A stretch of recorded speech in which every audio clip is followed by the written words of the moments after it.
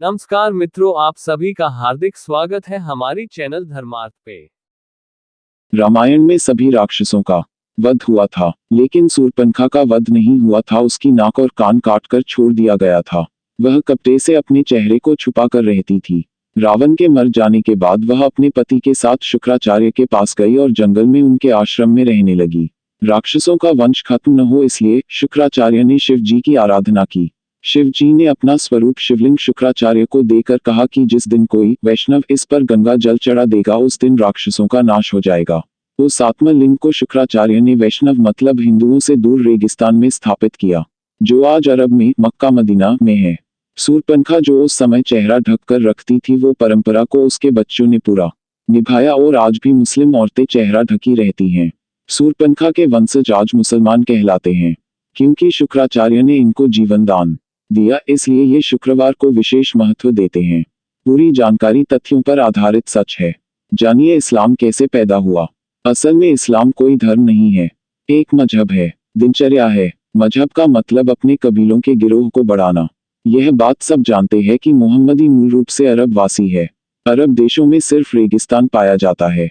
वहाँ जंगल नहीं है, पेड़ नहीं है, इसीलिए वहां मरने के बाद जलाने के लिए लकड़ी न होने के कारण जमीन में दफन कर दिया जाता था। रेगिस्तान में हरियाली नहीं होती, ऐसे में रेगिस्तान में हरा चटक रंग देखकर इंसान चला आता कि यहाँ जीवन है और ये हरा रंग सूचक का काम करता था। अरब देशों में लोग रेगिस्तान में तेज धूप में सफर करते थे, इसीलिए वहां के लोग सिर को ढकने के लिए टोपी पहनते थे, जिससे कि लोग बीमार न पड़े।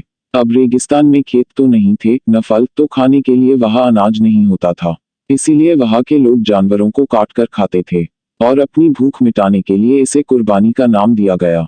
रेगिस्तान में पानी की बहुत कमी रहती थी, इसीलिए लिंग मूत्र मार्ग साफ करने में पानी बर्बाद न हो जाए, इसीलिए लोग खतना अगला हिस्सा काट देना कराते थे।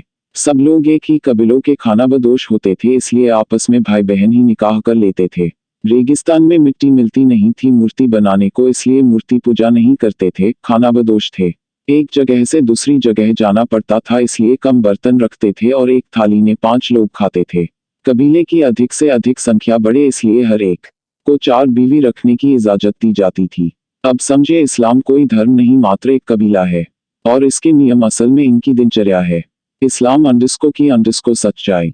अगर हर हिंदू माँ बाप अपने बच्चों को बताए कि अजमेर दरगाह वाले ख्वाजा मोइनुद्दीन चिश्ती ने किस तरह इस्लाम कबूल ना करने पर पृथ्वीराज चौहान की पत्नी संयोगिता को मुस्लिम सैनिकों के बीच बलात्कार करने के लिए निर्वस्त्र करके फेंक दिया था, और फिर किस तरह पृथ्वीराज चौहान की वीर पुत्रियों ने आत्मघाती बनकर मोइनुद्दीन चिश्ती को 72 हूरों के पास भेजा था, तो शायद ही कोई हिंदू उस मुल्ले की कब्र पर माथा पटकने जाए।